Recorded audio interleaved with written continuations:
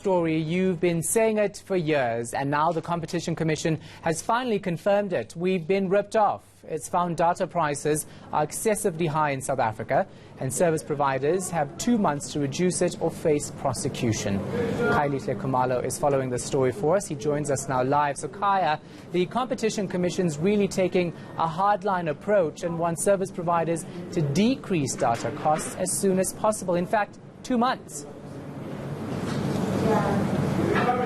Well, a very hardline approach, Shahan. So the Competition Commission has been working very hard.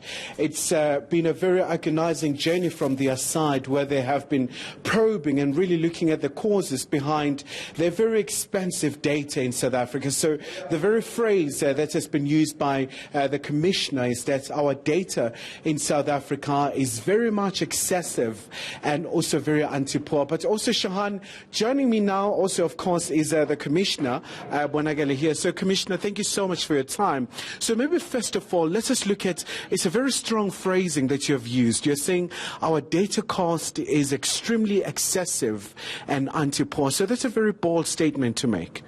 That's right, yes. That's based on evidence. It's not just drama.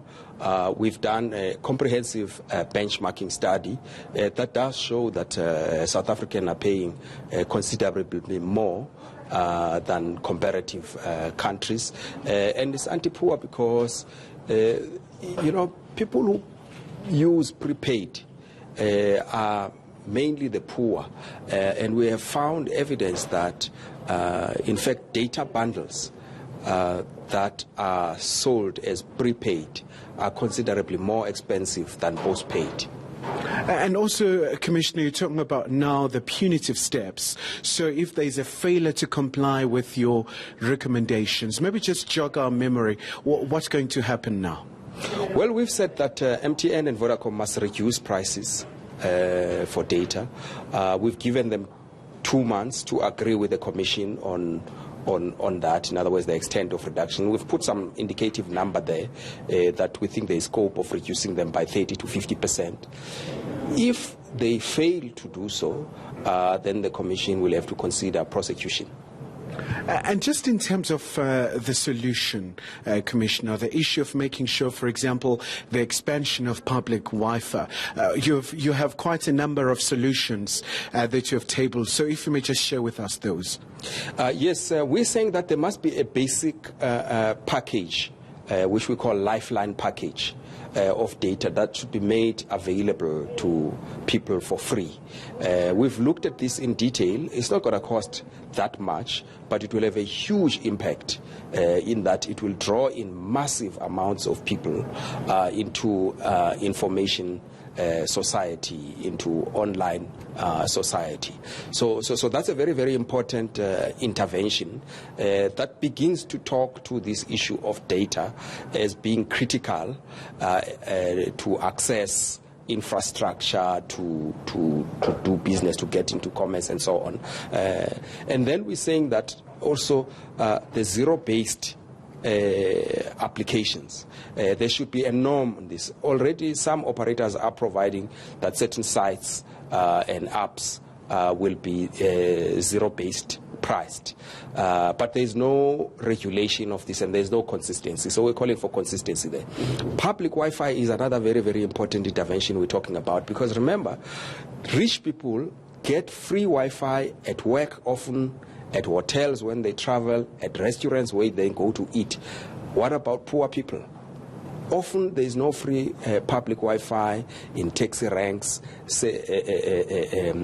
train stations, and the like. So we're calling upon government to also make sure that there is access to data through public Wi-Fi services.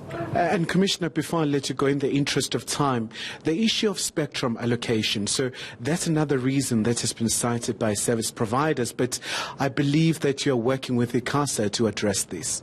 That's correct, yes.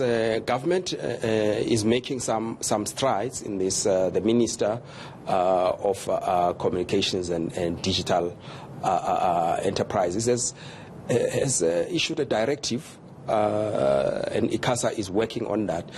We want to make sure that how spectrum is released, because spectrum is just going to release the costs providing these services. It's no guarantee that that cost is going to be, that saving is going to be passed on to consumers. So we are here to make sure that when the prices for providing the service go down, that saving is passed on to consumers.